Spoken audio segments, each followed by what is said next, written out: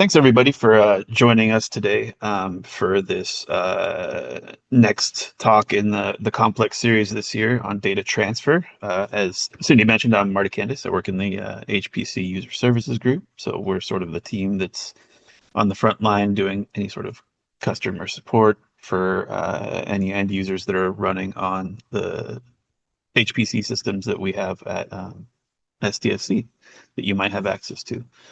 So before we get started and I jump into sort of the slides, I did want to sort of just give you a quick overview of the complex program if this is your first time joining us today.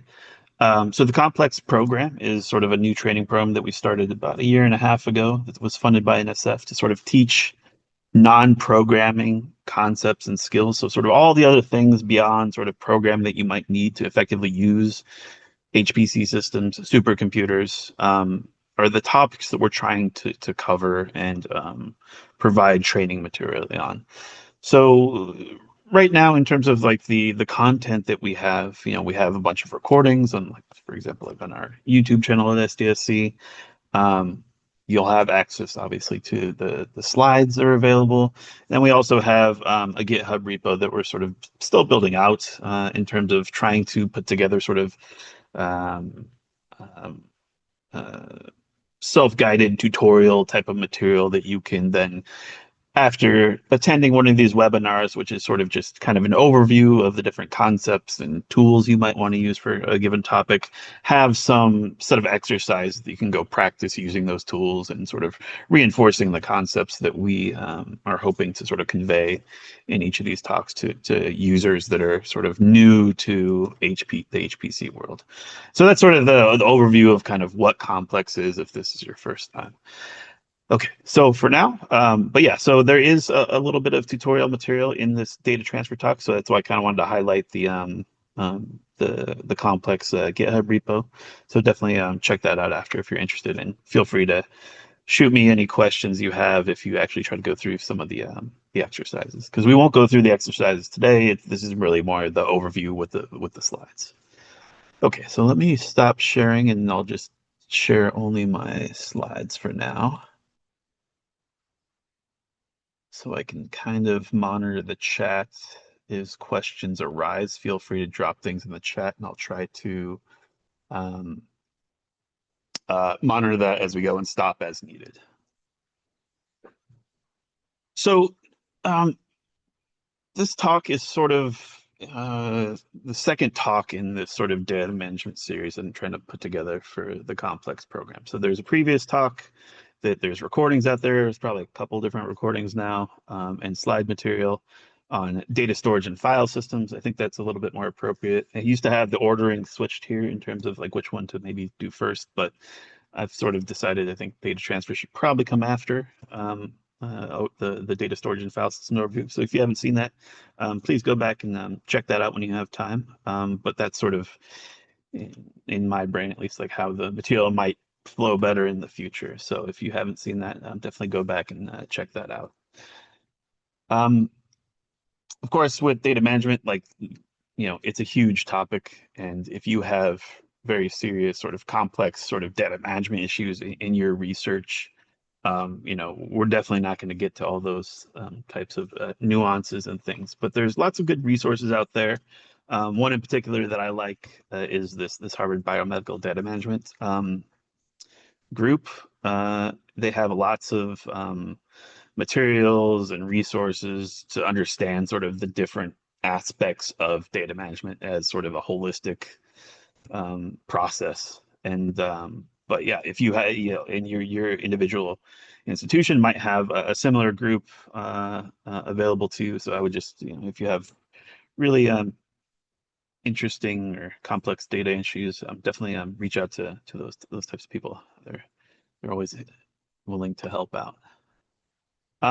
So today the learning goals are listed here. This is kind of what we want to cover, or what I'm going to try to get to through by the top of the hour. And sort of with each of these talks, try to give you the prerequisites. I already mentioned the data storage, the file system stock, but also, and assume some familiarity with working on the Linux command line. And you'll see that if you go to some of the tutorial exercises that are available in the GitHub page. One caveat I always like to give for people who might be new to complex is, if you're not familiar with working in a Linux environment, if you're interested in running on high performance computers, like it's sort of, the default, you have to sort of learn how to use it. So, this is just a reminder and recommendation that if you aren't familiar with sort of, Linux and Linux command line tools, it's definitely useful to get experience. And if, for example, if you're a Windows users, that's sort of the most complicated case. There is a Linux subsystem now for Windows, so that's what I usually recommend for Windows users. If you're not familiar with Linux environments, because Mac OS is kind of very Linuxy. It's a Unix environment, but you can get practice on Windows even with these days pretty easily by setting that up. So just wanted to add some links there. Okay, so sort of the intro is over, and so we'll jump into the data transfer material now. So what is data transfer? So whenever we talk about data transfer in sort of the scientific computing, high performance computing world, we're typically talking about file transfer, which is just the process of transferring one file from computer system you have that file sitting on to another computer you want to get that file to, usually maybe from either your personal computer to the HPC system or from maybe a server or workstation in the lab to the HPC system, right? Usually what you're doing is moving files that have been saved somewhere else that needs to get to or from the HPC system, right? And you're going to use some sort of file transfer protocol to move that data in the form of files. There's many other sort of, there's several other mechanisms of sort of what you might call a data transfer, like streaming, for example, right? We're in a Zoom session right now, right? That's sort of more of a data streaming case, right? We're sort of live streaming the talk over Zoom, which can also be a sort of modality that people use in scientific computing, but it's a little bit more rare. Other than attending talks on Zoom, I think it's probably the most common use case.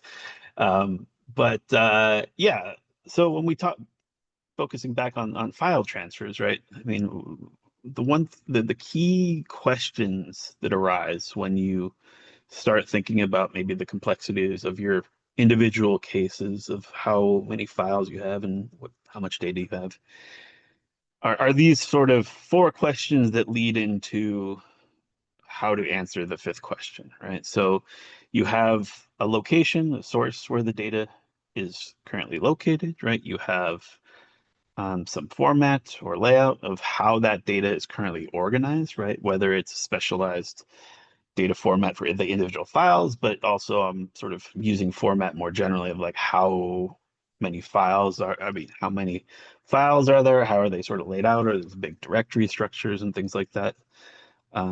Also matters.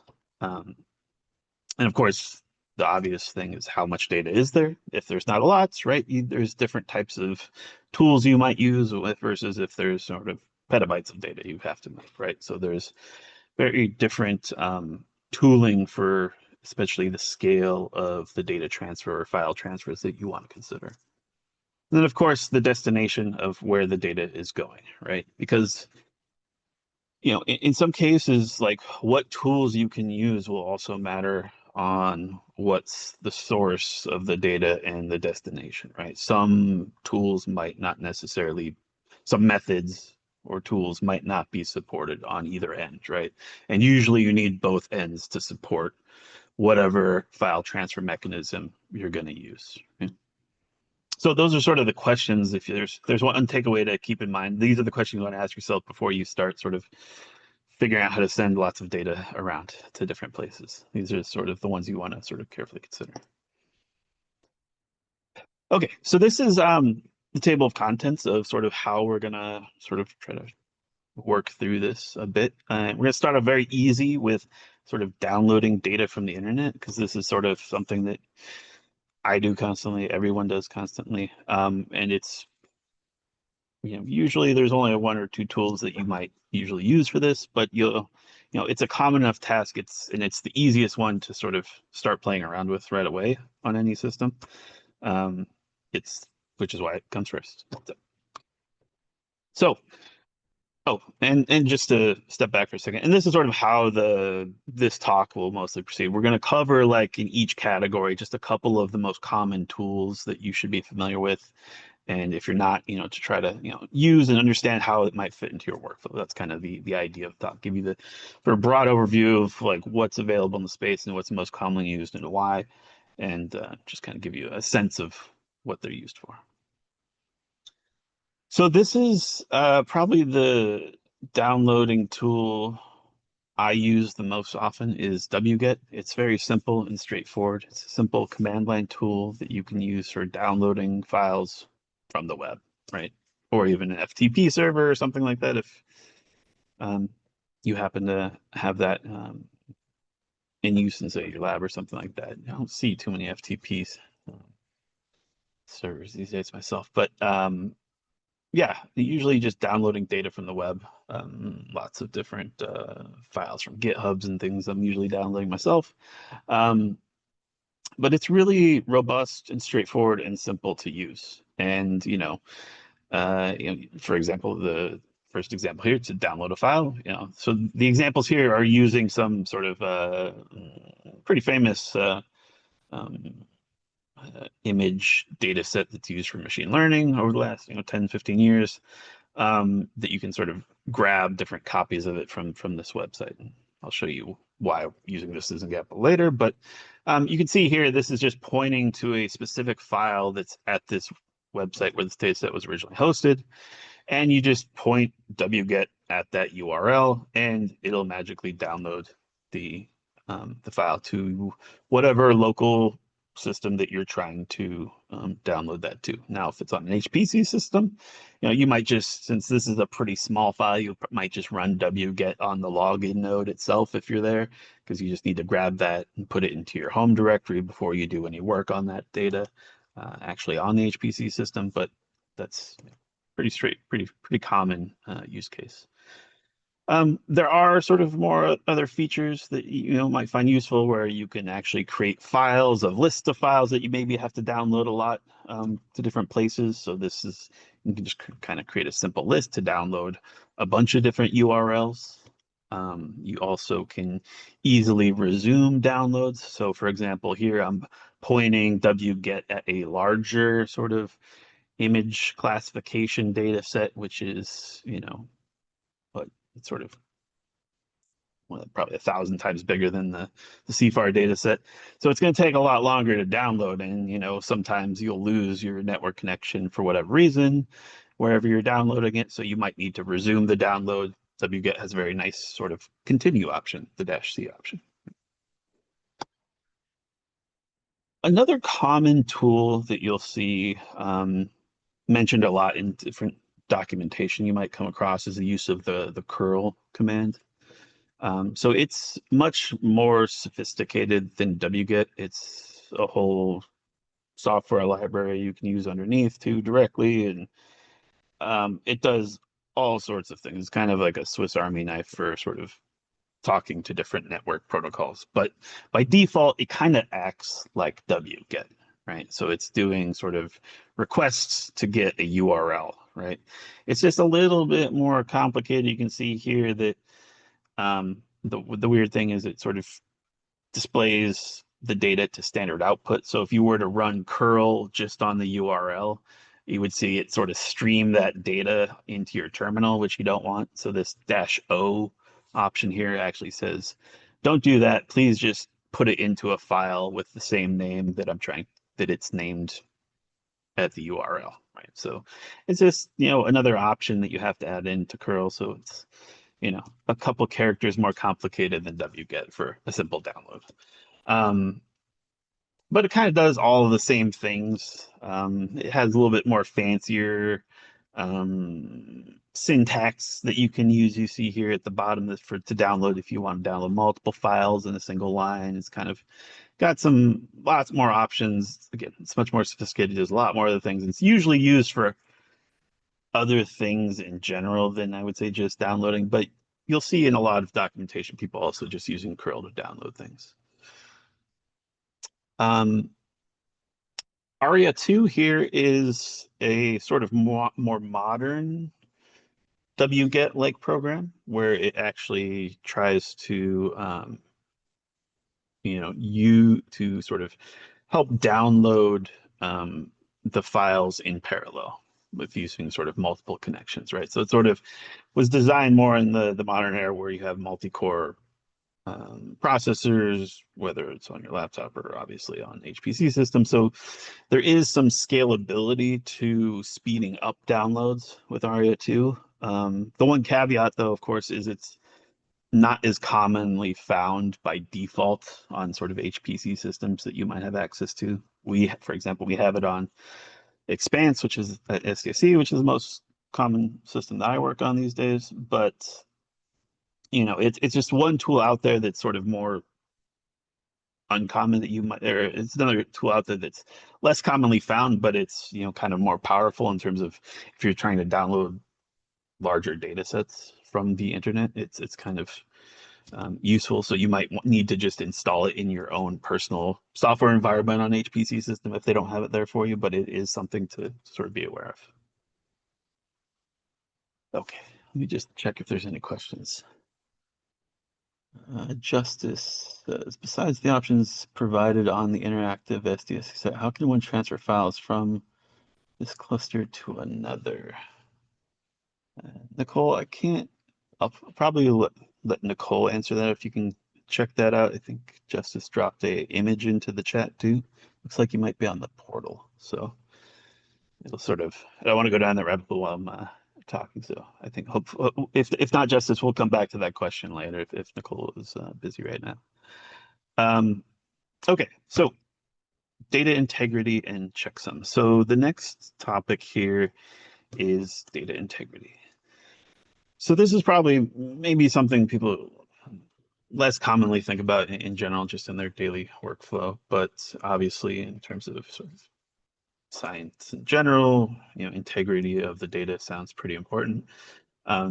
It's just, it's difficult to sort of implement sometimes, but the idea of data integrity obviously is to preserve the consistency of data over time, right? It's sort of the opposite of data corruption, right? So data corruption, can happen easily on HPC systems. Sometimes with when file systems go bad, lots of these systems are very complicated, and if there's a file system failure, you could lose data. Many HPC systems, file systems don't have a backup, right? So just side note here, always back up your data elsewhere if you want to preserve it long term on most of these file systems, unless they're explicitly designed for long-term storage. Most HPC systems are not set up for that. But yeah, again, that's the other stock data storage and file systems.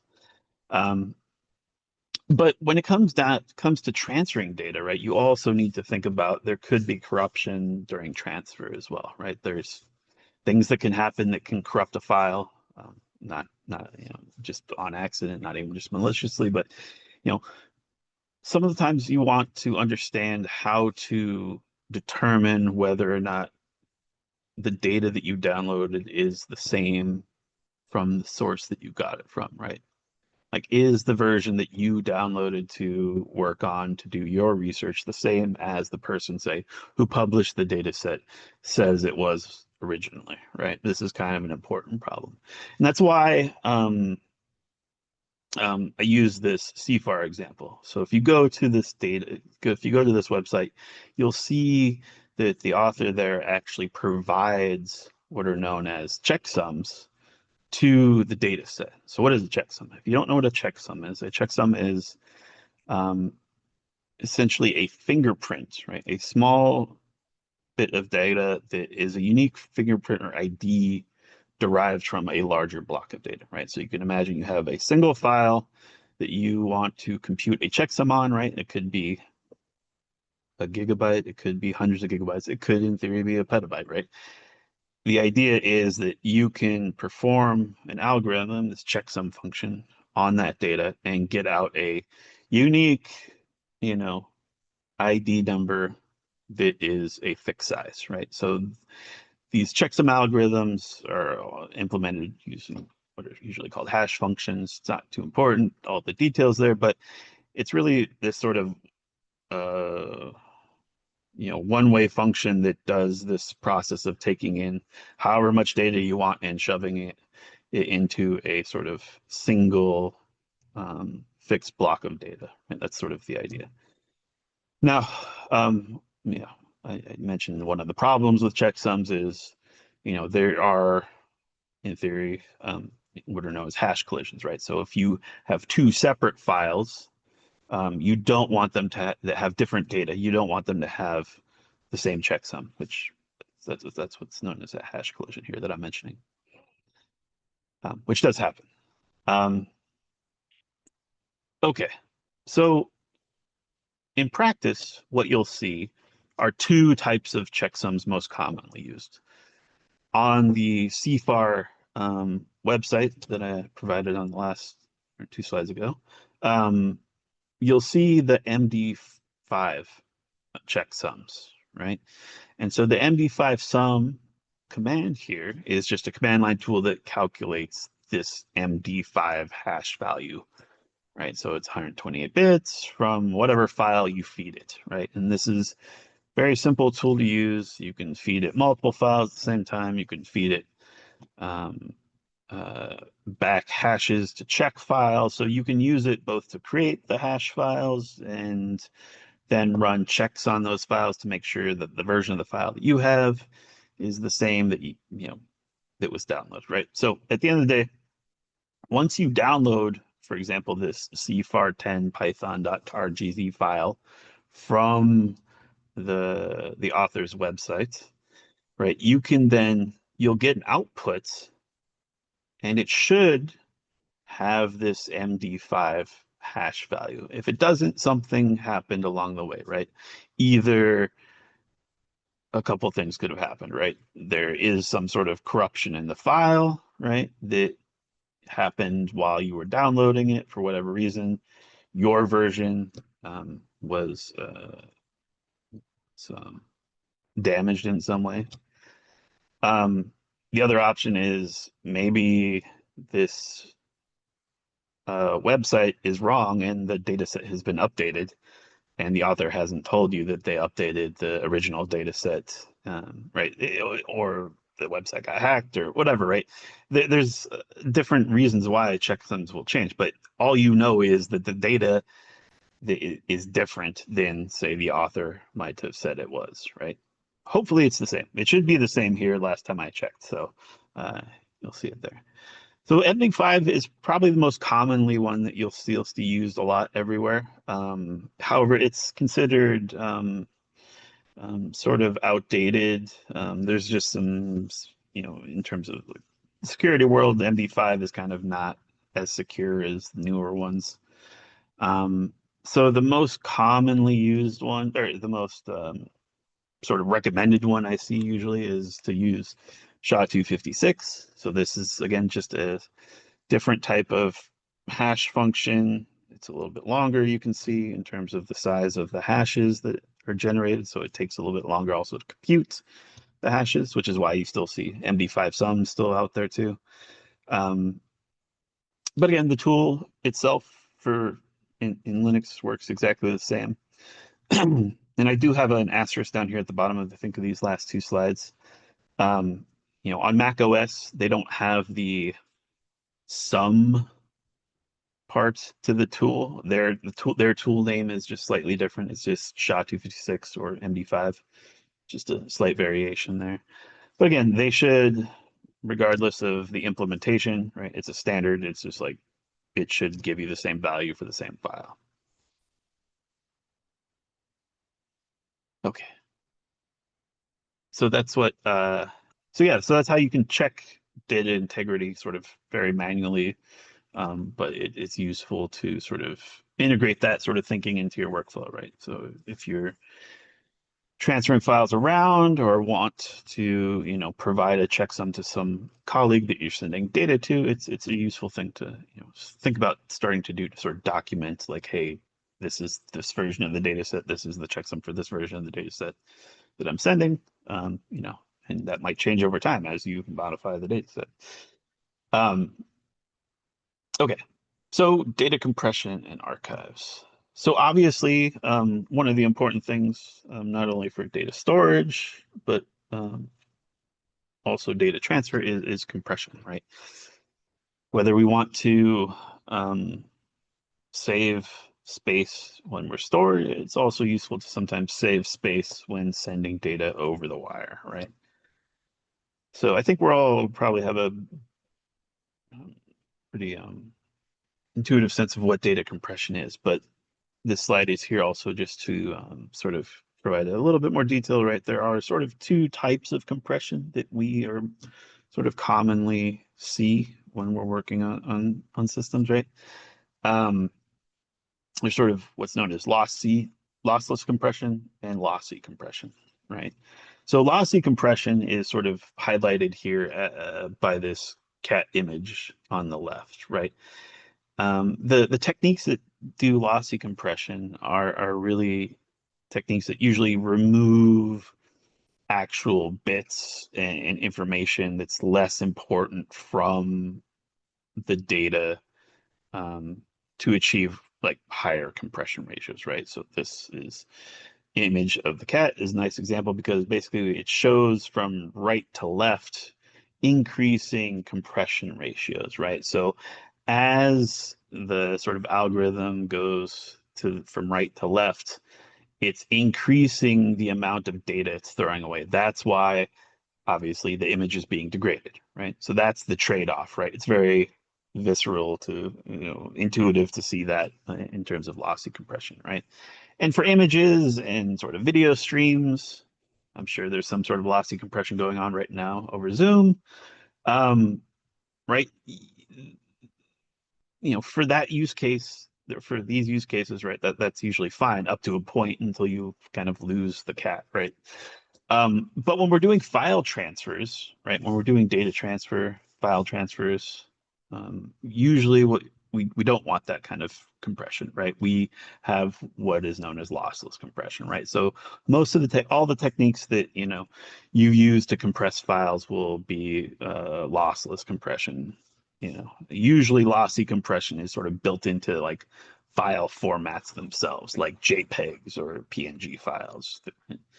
Like that sort of compression technique is built into the actual files that you're working with. Okay, so the common tooling for compression of files on Linux um, are most commonly, I'd say gzip is the most common one, right? That I use and I think I see generally in use out there.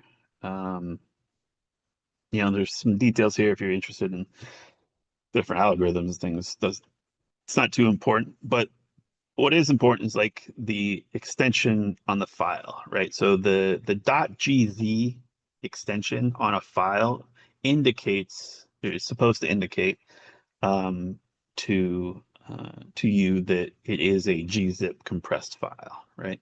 And so obviously there's some tools that can compress or expand those files, and it's just the simple gzip tool. There's also usually a unzip version of every compression tool. You don't necessarily have to have different names because you can sort of decompress a file with a command line option or a different name. There's also different types of options. Like for example, gzip also has different speeds that it tries to sort of optimize how fast things get compressed. You can modify options. Yeah, keep the files around. Most of the tools have similar types of options. Um, but gzip is sort of what I usually see the most of. There's also a parallel version of gzip called pigz. So you might see this available on an HPC system that you have access to. A lot of times, I think these days too, that the version of gzip that's probably installed is actually pigz. They just don't tell you, I think. I checked on Expanse earlier, and they are actually two different versions. Like, but on certain systems, they might actually just be the same thing.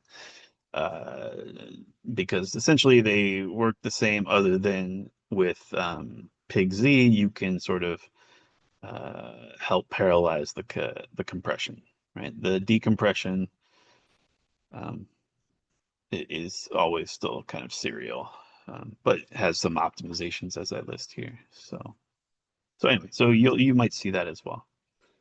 Um, the second most common compression tool I see in use usually is bzip2. So the extension here that you'll notice is .bz2 to indicate that it's been bzip2 compressed. So yeah, if you see gz, that's gzip. .bz2 is going to be zip2. So just so you know what tool that you need to manipulate those files with, right? Or create those files with. Um, to be honest, and so there are some subtle differences between, say, gzip and bzip2 of why you might use one versus the other. The one that I always come back to with bzip, or just zip in general, is it's easier to sort of search through the files without um, uncompressing everything, right? It's you can basically search through and extract individual files, and while you can search through gzip files, I believe you can't actually extract individual ones, from what I recall. Is kind of the big difference is that I recall, that is why I use sometimes one versus the other. So if you have that kind of use case, that's kind of the subtleties that you might need to sort of understand when using these tools. Um, and of course, like, some compress things better than others depending on the data type and things like that. But that's kind of the nitty-gritty details. Um, but to be honest, I don't really use any of those tools most of the time directly, because I use tar. And so what is tar? So tar is a command line tool for sort of creating archive files, right? Which are bundles and collections of many files, right? So gzip and bzip2 and pigz, right? They're really intended to sort of work on single files in kind of their native sense, right? So usually what happens is, if you have lots of files that you need to sort of keep together in like a directory or some directory structure, right? You'll first create a tar file, right? And then you'll compress that tar file with one of the tools. But the nice thing about tar is you don't actually need to use the tools separately most of the time. You can just use them all in one command line, right? So you see here at the bottom, if I want to compress a directory with multiple files in it, I can just tar create, zip it, gzip it, um, and create that, what is known as a tarball. In general, is sort of a tar file. This .tar something is what we call a tarball usually, and so it's going to place that directory into a single file, in single tar file, and compress it with gzip. All you have to do to switch over to bzip, for if that's what you want to use, is change the z to a j, right? So you can sort of select with tar different compression tools right in the command line options, which is why I only usually use tar myself, unless there's some sort of special use case where you really need to sort of use them separately, right? Okay. And the reason why you would want to use tar is, as we now move into the data transfer tools themselves, is I would say it's a good rule of thumb that you generally want to make sure that you package your data, especially if you have many files, into these archive files in some way. You don't have to put all your data that you want to transfer into one, but you might want to put it into a few at least. One of the big problems is, as I mentioned, you need to keep in mind where the data is coming from and where it's going, right? When you're transferring data to one of these HPC centers, right, you have to think about what file system and storage option that data is going to end up on, right? And for example, on Expanse, for if you were to transfer data directly to, say, through SSH, SFTP, which I'll show you in a second, that will basically be the same file system you end up when you log in, right? That's your home directory, which is an NFS type file system, right?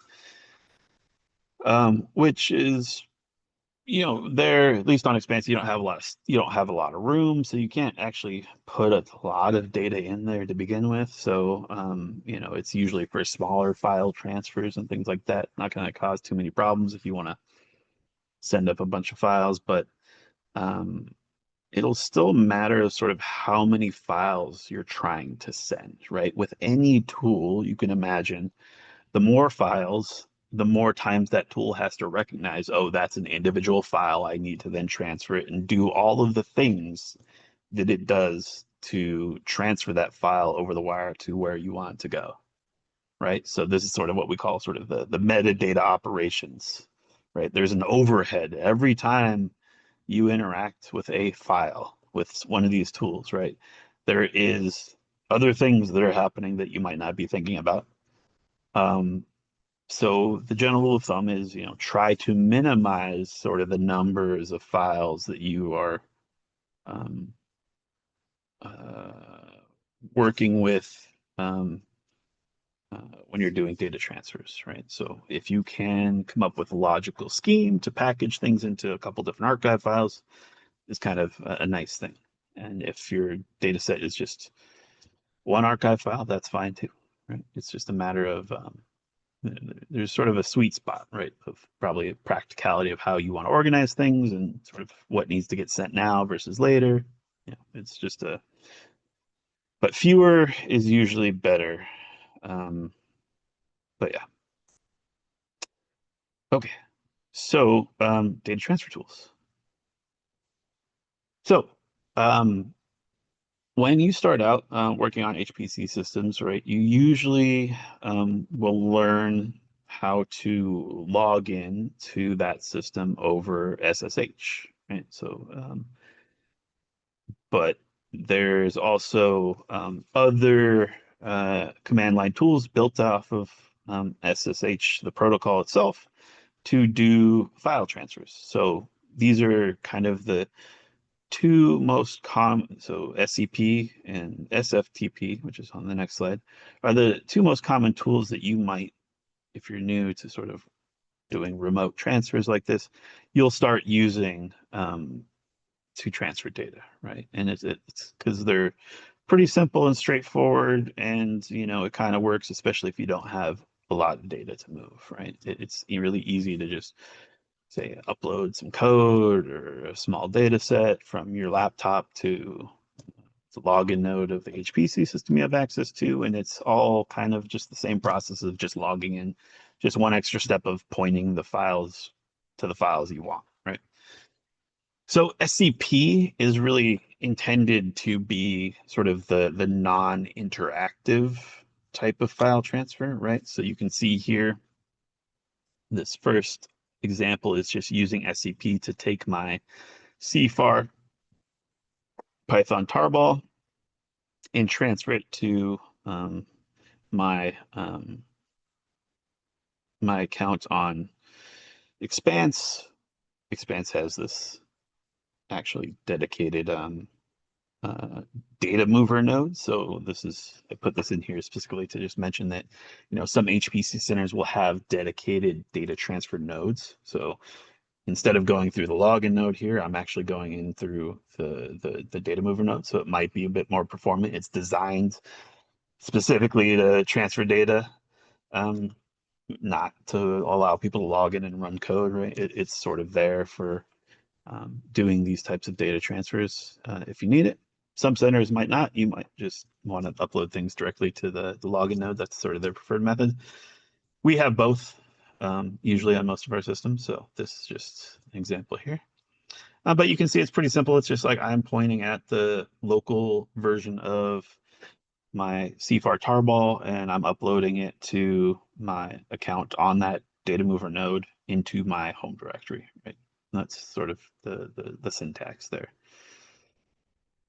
And of course, there's different command line options and things, right? You can enable compression, you can do recursive transfers of not just single files, but you can transfer whole directories.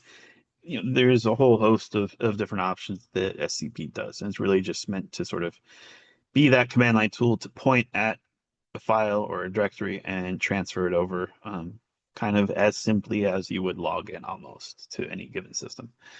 One thing that's interesting here, yeah, also listed is you can actually transfer files between remote systems, right? So here I'm showing an example of like transferring data from Expanse at ASDSC to Bridges to over at the Pittsburgh Supercomputer Center, right? So you don't even have to it does not have to be necessarily data from your personal computer to an HPC system. You might want to move something to results from one system to another, data sets from one system to another, depending on circumstances that you might have in your workflow.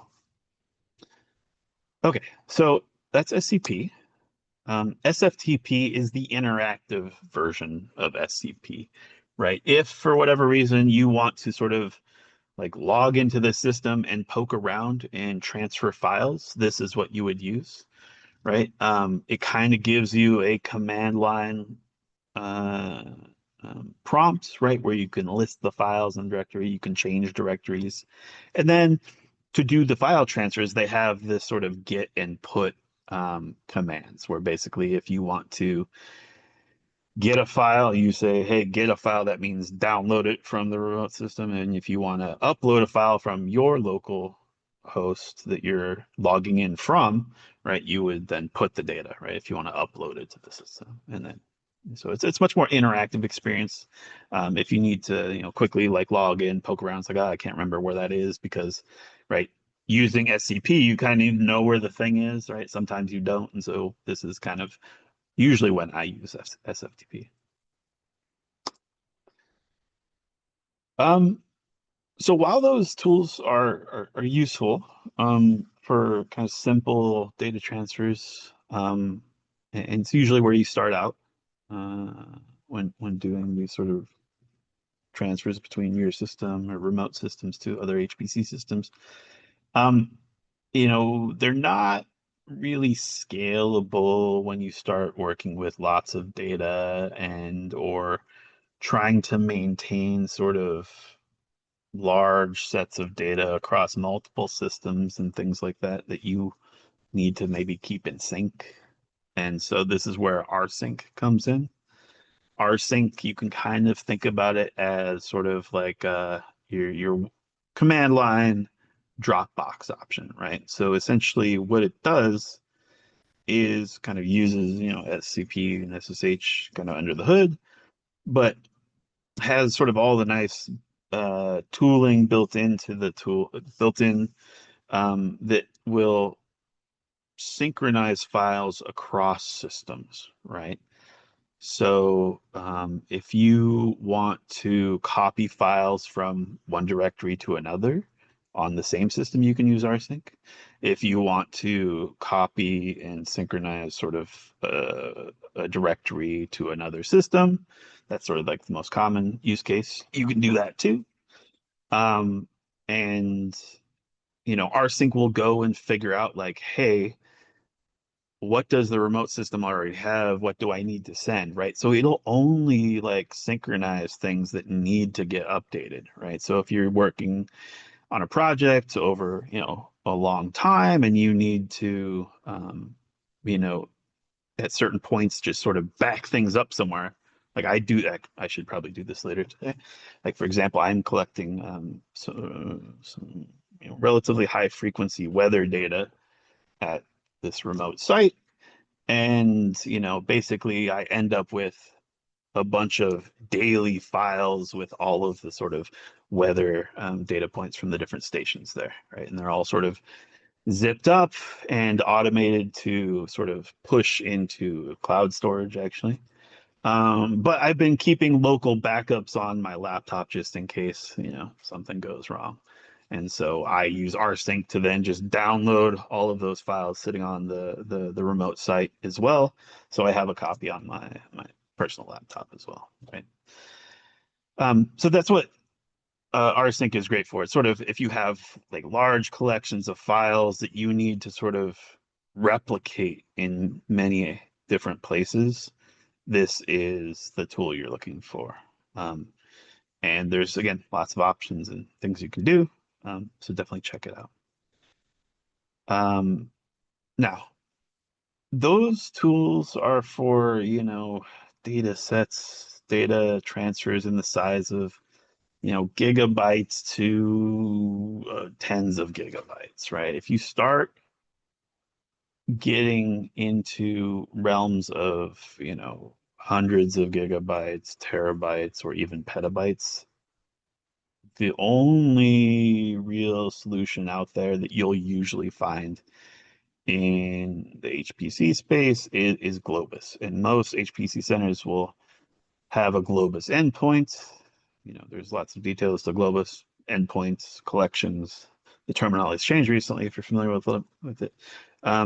But it's essentially a parallel like FTP service, right? So um, SFTP, SCP, rsync, it's all kind of serial, right? And so Globus kind of does the multiple connections things and tries to maximize sort of the throughput of the transfers and does a really nice job at it because it's been around and developed for a long time. And this is sort of um, if you aren't familiar with Globus, right, and go to their website, they have a whole host of other products these days. Um, but the Globus file transfer is kind of the original one and is still probably the most widely used. And so if you need to transfer large amounts of data, hundreds of gigabytes, terabytes, this is the tool you want to use. Um, and it is complicated a little bit because you do, if, for example, if you might have to run your own personal endpoint at some points to get data from somewhere to an HPC center. It gets a little complicated, but it's definitely doable. They also have very nice if you're doing transfers between any HPC centers, which is probably the easiest thing to do with Globus because they have a nice web interface that you can then, all these centers have different endpoints already set up. So you just kind of have to like find the endpoint and collection that you need to get your data from, and then move it over to the other HPC center and on their endpoint and collection that you need to get it to, right? And you don't really have to run anything then if that's kind of your use case. It only gets complicated really if you have to get data out of a system where you need to sort of set up one of these personal sort of endpoints. But yeah, I mean, I think I've transferred like, you know, personally like 10 terabytes of data between sort of centers in like 8 hours sometimes in the past. It's pretty nice. It has all these nice bells and whistles of like, it'll restart transfers that fail and it'll run checksums and do all that stuff for you sort of behind the scenes. That's also something nice that rsync does. It'll do checksums and things for you as well, because it sort of obviously has to determine like what files are need to be uploaded or transferred. Um, and one of the newer tools that I've learned to use myself, just because we're in the age of cloud computing as well now, is rclone is probably the most common tool that I see used for transferring data to and from cloud storage. So if you have access to anything like Amazon's S3 object storage, rclone is kind of the tool for you. And it's not just for, say, Amazon cloud storage or cloud storage only. It does, there's a whole, it's kind of like curl's kind of a Swiss Army knife for data transfer now. It does all sorts of interesting things. You can even mount file systems basically remotely. So there's all sorts of interesting things that rclone could do. It's just a tool that um, I'm sort of new to using, and I don't know all its capabilities or what works well and what doesn't. But I've been using it for that weather data collection project that I mentioned, and it's worked pretty well for that because all I'm doing is basically doing an rclone sort of what copy to a S3 like bucket on Jetstream 2, which is one of the other Access systems that are available in the Access program, where it's an OpenStack cluster, so it has S3 like storage as well, and so rclone works for that as well. Is there anything else I want to say about rclone? I don't think so, but yeah, it's one of my new favorite data transfer tools, and it has nice features like it'll sort of do parallel connections and sort of try to speed things up as well. Not as fast as Globus, and Globus does have object storage connectors, they call them, and things like that. So it can do all sort of the same things that rclone would do for you if you want to use Globus on object storage, but it's sort of, um, Globus isn't free. So someone is paying for it. And so whether or not you have access to that kind of capability will matter on depending on your institution and or what HPC center you might be using. I guess, yeah, the other reason I wanted to sort of start including rclone in this as well is um, many different many HPC centers. One of the more common file or one of the newer file systems you'll see a lot, and storage services you'll see a lot at different centers is something known as Ceph. So if you're not familiar with Ceph, it's kind of a sort of a multifaceted sort of storage platform, but it does provide sort of an object storage service option as well. And many HPC centers are implementing that. I know we have technically, I think, at least two different Ceph S3 storage gateways right now at SDSC. One's probably going offline soon, but this is sort of a new common storage that you might find out there at different centers. And so this is kind of the most common tool you'd probably use for that. Okay, so I've got a few more minutes, and this last section is really just an overview of some other interesting um, data transfer, uh, more data distribution networks and things out there that you might want to get access to. It might be useful for your project in particular. It's not necessarily a tool. Well, there's some tooling that would be associated with some of them, but it's really sort of projects out there that allow you to move data around the country and serve it to maybe a community even that you might be trying to serve with your research that are kind of interesting to look into. So the first one here is the Open Science Data Federation, and so this is part of essentially the what's known as the Open Science Grid. So this is sort of a distributed computing service. It's so not like a traditional HPC system where it's sort of all the compute is in one location in a single data center, all sort of tightly coupled together. The Open Science Grid is sort of a grid computing model where there's a bunch of computing all over the place, and really runs the types of jobs that are single node or less, and typically shorter jobs in general. But what they've tied in is this new data transfer sort of and caching service called the Open Data Science Federation. So essentially there's kind of these caches where sort of your original copy of origins, where there's an original copy of your data where you would upload your data to an origin. And then they have these caches around the country that if you are on a particular HPC system or running on the open science grid, when you go and run your job and point that job to your data in OSDF behind the scenes will start caching that data from the origin to the closest cache to your compute, right? So you can it's sort of this sort of lazy data transfer that sort of just magically happens behind the curtain. That eventually the data is very close to your compute, and it's sort of just, yeah, it's just very cool service. If this sort of is interesting to you, I would definitely check it out. Um, Something a little bit not as familiar with the next two, but the Open Storage Network is another sort of distributed network of storage systems around the country that you can get allocations on. I think it's basically all sort of this, S3 like object storage.